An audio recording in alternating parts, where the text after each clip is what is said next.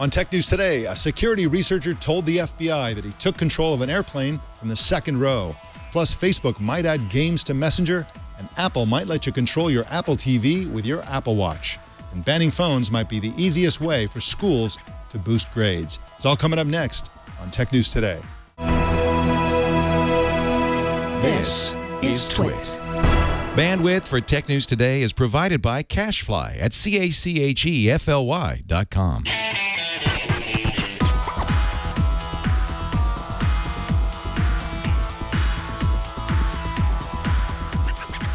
This is Tech News Today for Monday, May 18th, 2015. This episode is brought to you by Braintree. If you're working on a mobile app and searching for a simple payment solution, check out Braintree. With one simple integration, you can offer your customers every way to pay. To learn more and for your first $50,000 in transactions fee-free, go to braintreepayments.com/TNT. Tech News Today is the show where we talk about the tech news with the journalists who report it. Welcome to the show. I'm Mike Elgan, and our co-anchor today is CNET Editor-in-Chief Lindsey Turrentine. Welcome to you, Lindsey. Good morning. How the heck are you? Now, I'm doing great. Good. Now, you know, we have a new entrance to the world of social media, President Obama. Now, of course, President Obama has theoretically had a Twitter account for a long time, but those are just his henchmen posting it, his sort of like media group or whatever. And now he's actually tweeting directly at the @POTUS Twitter account. And what is he up to now? He's up to, is it 400K yet? Yeah, he's 408,000. I assume he's going to have to hand this over to whoever follows him. I don't think so. I think that you can associate your actual account with a name, and you can change that name later. But as Burke here said earlier, it's the president, soon to be former president. He'll probably get whatever he wants. I'm sure he'll be able to keep this account. Yeah, oh, yeah, but not at POTUS. I was fascinated by looking at who he follows. He is following 65 people. And that's 65 accounts. That's it. And it's like, it's sort of in the order that you would expect. It starts at the White House, then goes to the First Lady, then the Vice President, and then his cabinet secretaries, and then some sports teams. I see. And then a few universities. Huh. Interesting. Wow. So I guess that would give you major bragging rights if the president is following you. Yeah, it's like Columbia, Harvard, and Occidental. Wow. Weird. What are you going to do? Well, anyway, it should be fun. And hackers, you've been put on notice. You got to, now you have a sweet target. Anybody who hacks the POTUS account is going to have a lot of fun.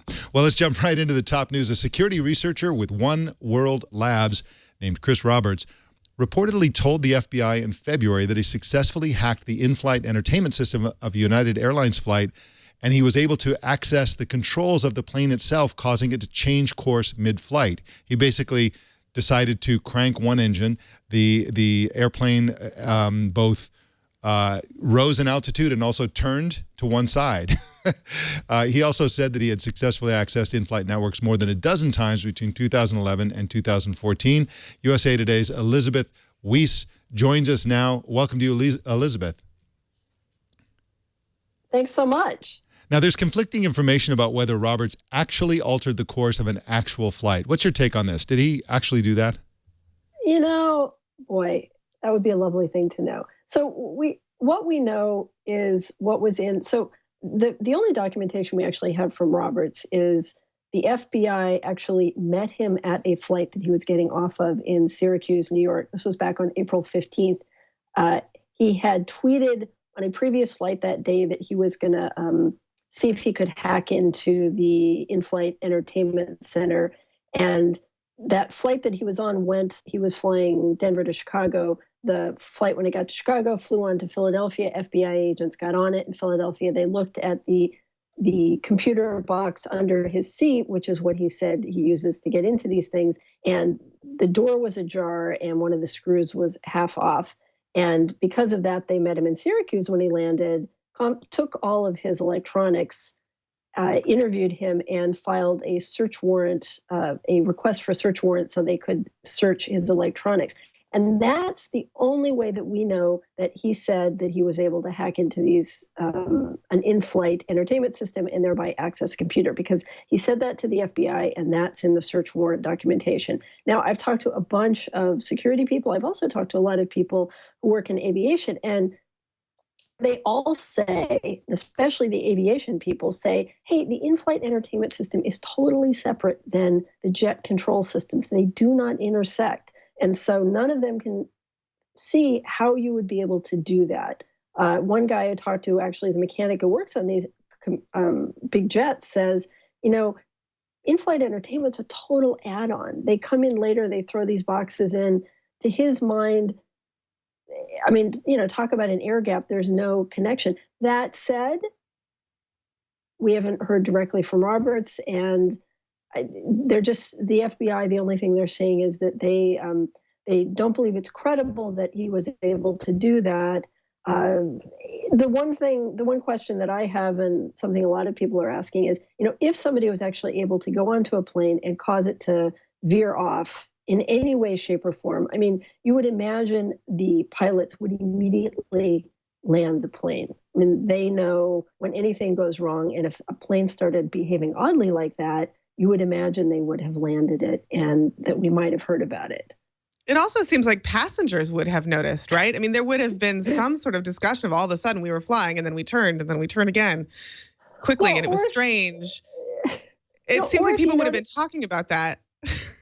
Exactly. Or if you notice that the guy into the seat next to you had gotten under the seat, was plugging an Ethernet cable into a box under his seat. I don't know. Though that said, I've scrabbled under seats a lot trying to plug in just my regular electric plug, trying to find it with the flashlight from my phone. So maybe they thought that's what he was doing. But if you had an Ethernet cable going from your computer into under your seat, I don't know, would that make somebody pay attention? So what does he say? Can you tell us a little bit more about what he said he was doing physically with this box? I mean, he said that he somehow used some sort of aftermarket device to jack in to what's going on in this box. From what you've read, does that make any sense? Is this a box that has any sort of standard ports, or is he actually talking about splicing wires under the seat? No. So actually these underseat boxes, and you've run into them if you've ever gotten on a plane that had the seat back movies, not the ones that come down from the ceiling, but the seat back movies. And you get on the plane and you try and put your backpack or your suit, your case under the seat, and there's this kind of metal box in the way that's new that only appeared in the last year or two. That's the innards for the computer that runs the seat entertainment. Usually there's one or two per row. And from what people have told me, and from what Robert said in his when he was speaking to the FBI, so that thing has a cover. He said that he was able to wiggle and jiggle and push off the cover, and then in that, yeah, there you go. There's the request. There, he said that there is a port on that, and he had an adapter that allowed him to go from the port to his computer, and he also and. I think most chillingly of what he said when he talked to the FBI was that he said the password and ID were generic to get into the controller for the in-flight entertainment center. And that's, of course, problematic because, I mean, that's the first thing you're supposed to do is change the passwords. And he claims that the airplanes didn't do that. Now, whether or not in-flight entertainment then allowed him to get into flight control, that's kind of the $60 million question. And I don't know that we have a definitive answer to that. The experts seem to be leaning towards, we don't think so. One of his claims is that he was able to monitor traffic from the cockpit system.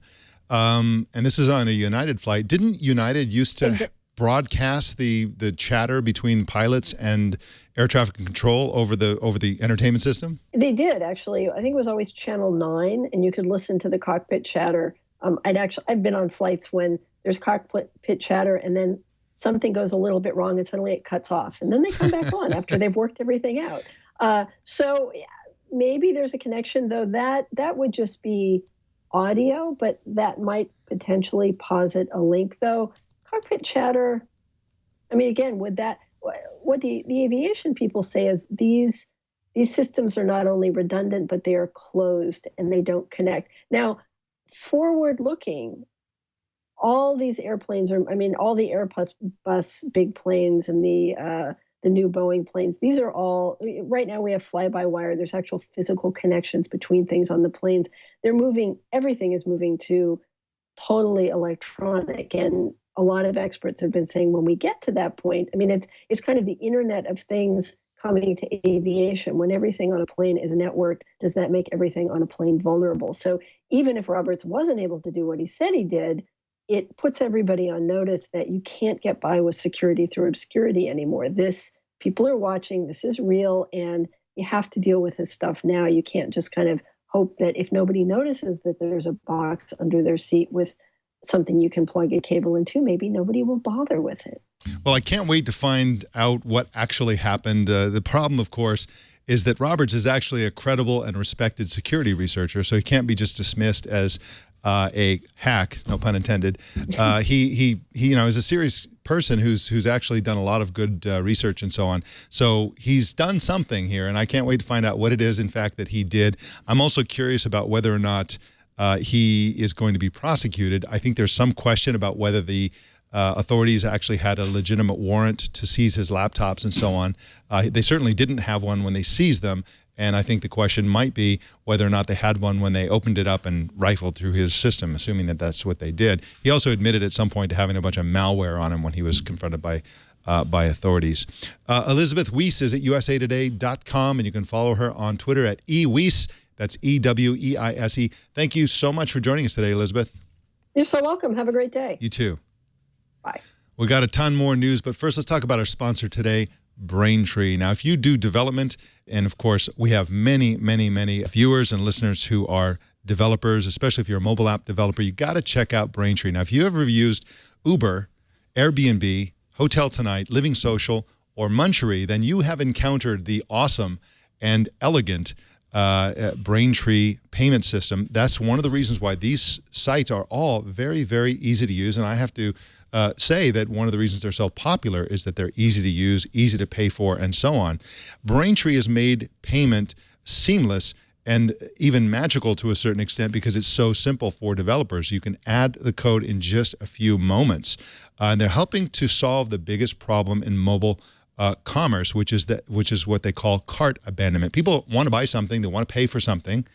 They go in there and they start going through the process, and it's either too clunky or too complicated, or it's too annoying in some way, and so they wander away. So they don't get what they want, and you don't get the customer that you want.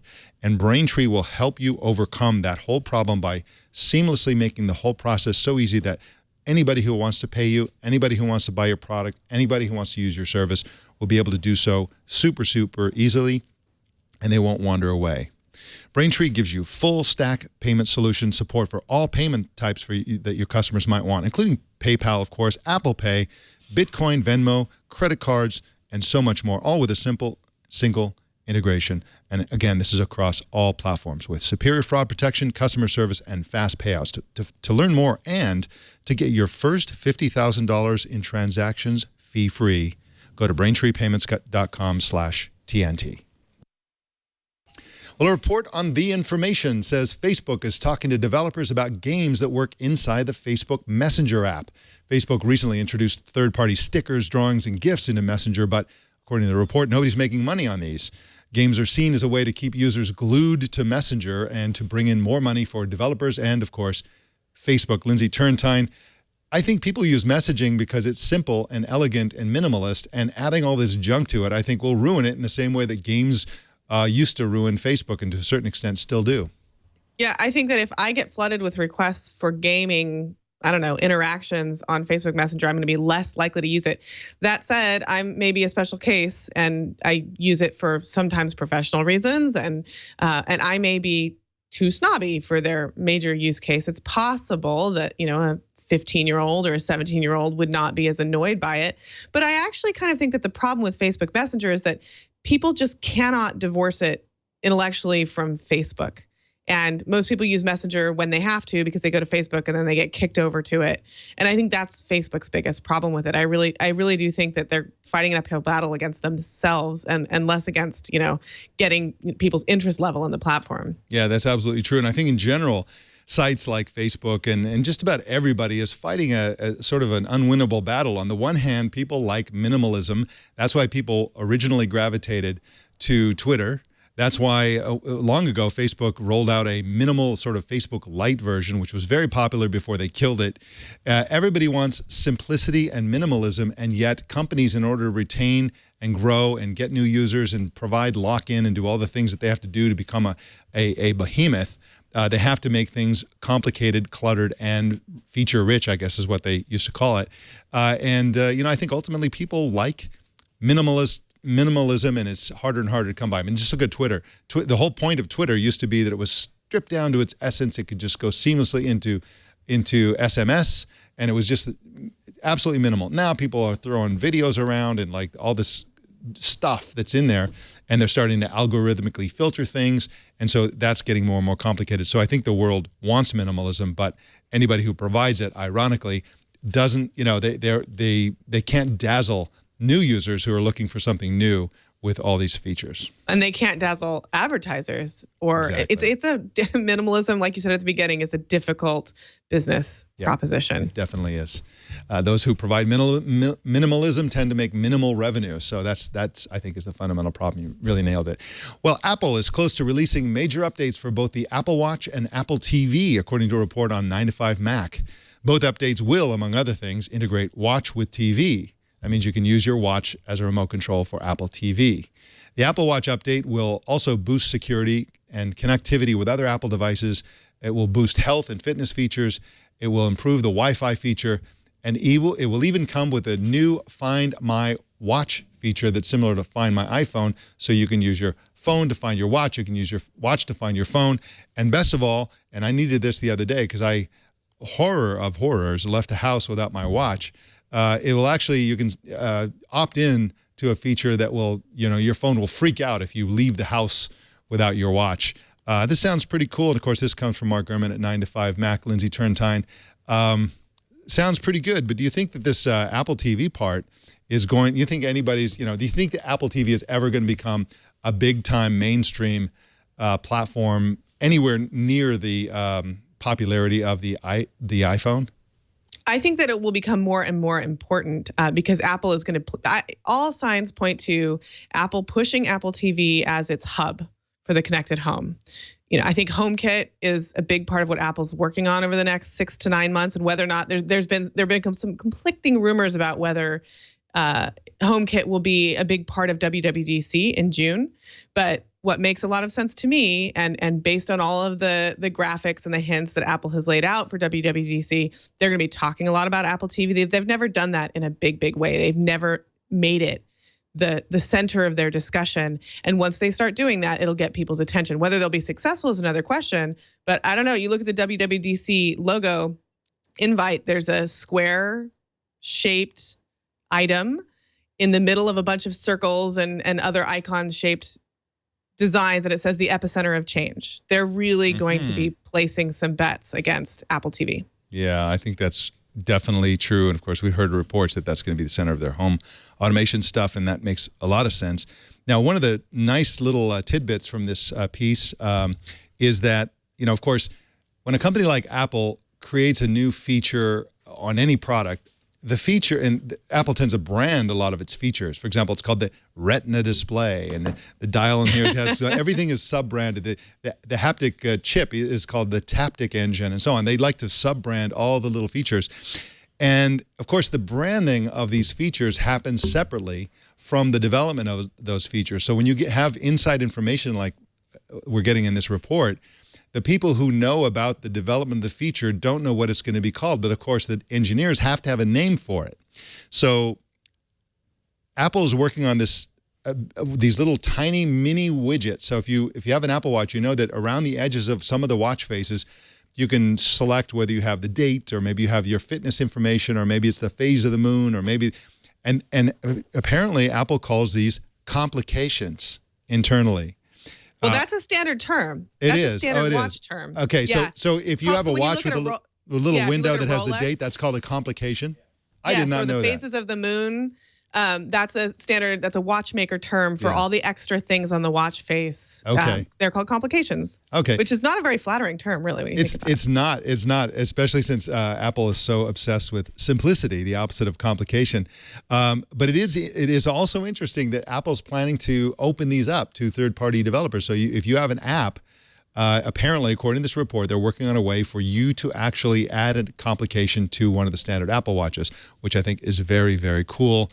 And anyway, it's another caveat that has to be expressed about any information that comes from inside sources is that people know what Apple is thinking about, working on, talking about, but they don't know if and when any of these features will ship. So none of these features have a date associated with them. They could come out never. They could come out next week. We have no idea at all. But it's clear that all this is in tune with Apple's larger strategy of making both the Apple Watch much more integrated with everything Apple makes and also the Apple TV. So we'll see how that I think, June, keep your eye on WWDC. I think that the reviews of the watch were so kind of, it was like a nod and a smile, but kind of tepid. Apple needs to continue to push it and talk about the improvements to the watch for people who made that initial outlay. Yeah, definitely. And of course, that's the beauty of a digital watch. You can update it with software. Well, a French luxury goods holding company named Kering, which owns Gucci and other brands, has sued China's Alibaba for profiting from the sale of products that infringe on Kering brands, allegedly. Alibaba counters that the lawsuit has no basis and they'll contest it. They simultaneously say that they want to work with these companies to reduce counterfeiting. So I don't know how those two things go together. The lawsuit accuses Alibaba of actually having created a search algorithm that helps customers find counterfeits to buy. For example, searching for the term replica brings up a wide selection of copycat goods. Fake Gucci bags are available on Alibaba starting at $2 per purse.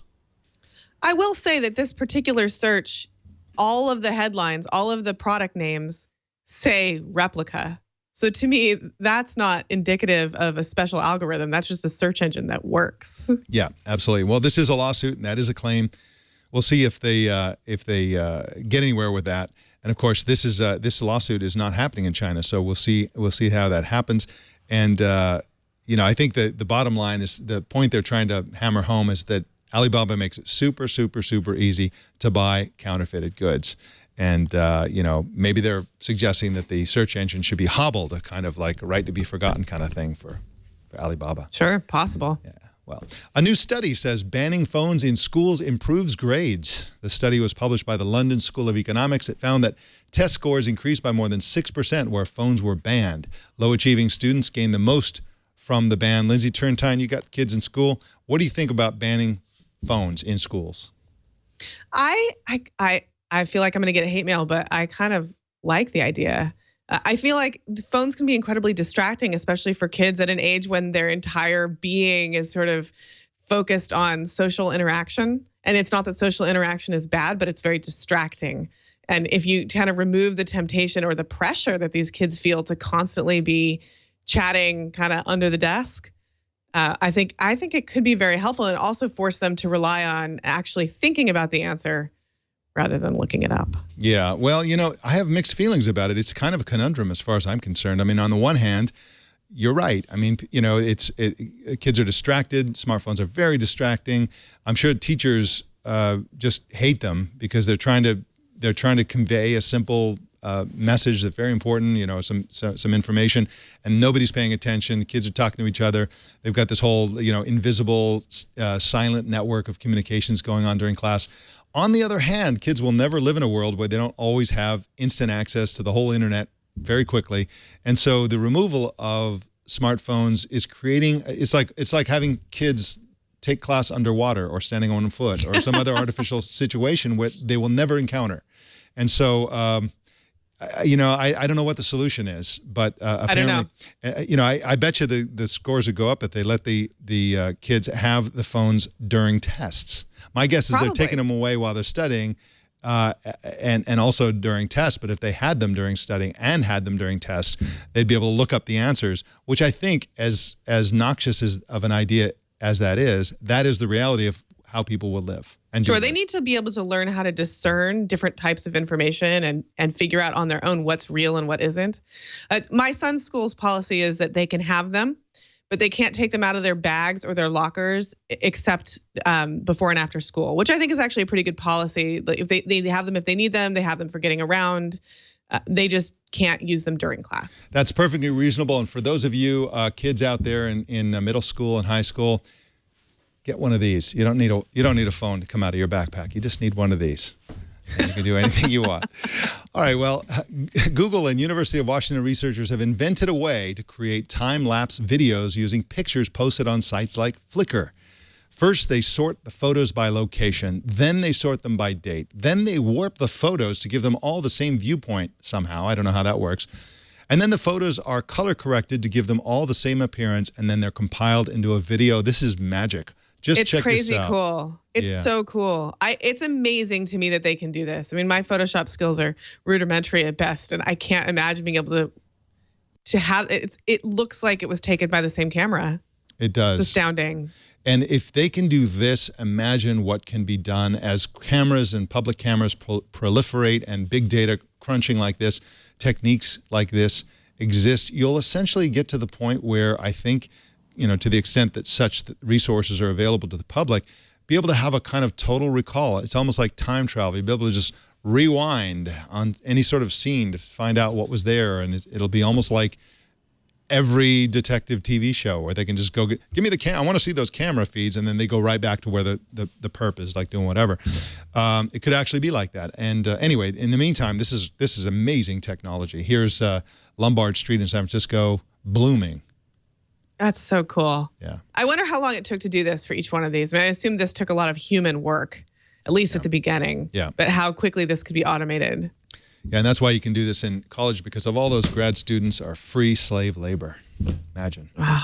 Well, in mergers and acquisitions news, Apple bought a GPS company called Coherent Navigation, according to the Wall Street Journal. Executives from the company have already joined Apple's Maps team. The timing of the acquisition and the price paid have not been made public. Coherent Navigation was developing a commercial high-precision navigation service based on GPS data.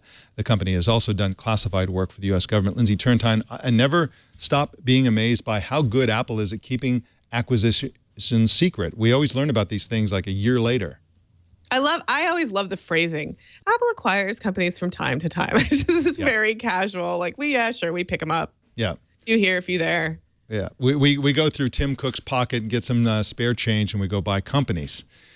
Yeah, it's pretty funny. And they're very strategic about acquisitions. They don't make acquisitions just in a what if kind of situation. They do it when they really intend to use the technology. Well, and they are working very hard on improving maps. I mean, if you think about the importance of maps to the success of something like Apple Watch, if people refuse to use Apple Maps because they stick with Google Maps on iOS, they can't take advantage of the sort of seamless interaction between the watch and the phone, which I actually have found to be one of the more charming aspects of the Apple Watch. But people refuse to use the Apple Maps interface. It's not going to help them very much. And I assume, and it's just an assumption, but that these guys are helping with that. Yeah, I hope so. Well, in courtroom drama news, the U.S. Court of Appeals for the Federal Circuit handed Apple a mixed verdict in its $930 million case against Samsung. The court ruled that Samsung did violate Apple's patents, but did not violate Apple's trade dress, which means Samsung didn't copy Apple's designs or packaging, that sort of thing. Now the $930 million judgment will be reduced to some unknown amount. Well, in the Human Resources Department, Google Search lead designer John Wiley has been put in charge of Google Cardboard, according to a story at Fast Company. Cardboard is Google's low-cost open-source initiative for smartphone-based virtual reality. The move suggests that Google is very serious about Cardboard and virtual reality, and also that the company is placing an emphasis on the user interface. The Fast Company article, Lindsey Turrentine, made a great point, which is that, the virtual reality systems out there, they spend all their effort on creating the virtual reality experience, but they don't put a lot of real smarts into the UI. And so this guy's a UI genius, and they're putting him into the VR space. That means that they're really going to be focusing on the UI. This is the guy who invented the card metaphor, I believe. Yeah, I think this is really exciting. I mean, if you talk in our circles, people are very excited about VR. It seems to be, wearables are kind of the thing that's here now that people can access. But VR is what everybody is talking about. And I mean, if Google weren't giving a lot of extra attention to it, they'd be crazy. And I think that getting most sort of normal people to a place where they feel like they can actually strap something up to their face and understand what's going on and make that transition to this virtual world is going to be a little bit challenging. So good for them. Yeah, absolutely. Well, we like to look at the many beautiful videos taken by drone of the Apple Spaceship Campus under construction. And now we have another great one. This particular video went low and slow and captured a great view. Now, right there, Lindsey Turrentine, is a hole in the ground that you and I will both find ourselves in at some point in the future. That is the theater that Apple is constructing for product rollouts. I'm hoping that someday I'll be taken off the Apple blacklist for being honest about Apple in the past and be able to attend some of these events. But there it is. There's the theater. I can't tell from that picture how big it is, but I am going to hope that it's huge because then we will never again I don't know, we don't have enough room. Yeah, exactly. So there it is, a bunch of cranes. Now you see the donut building, which I believe is bigger than the Pentagon in terms of the number of offices. It's already, I think they've already got the roof constructed on that segment. So that's significantly higher than the last such video that we saw. Wow. And so there it is, under construction. And that was supposed to be finished this year, wasn't it? Wasn't 2015, 2016, something like that?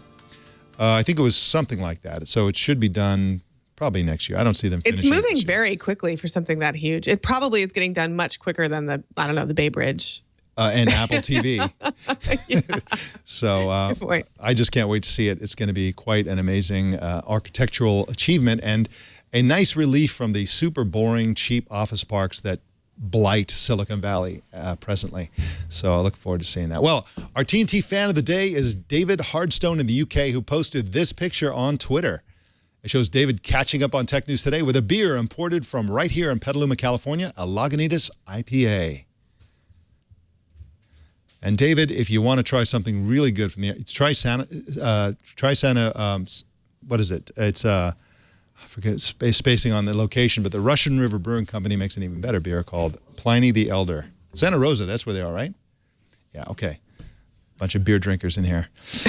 Show us what Tech News Today drives you to drink. Just record a video or take a picture of yourself or your setup and post it on Google+, Twitter, or Facebook, and use the hashtag HowIWatchTNT so we can find it. Lindsey Turrentine, tell us what you're working on and where people can read your stuff.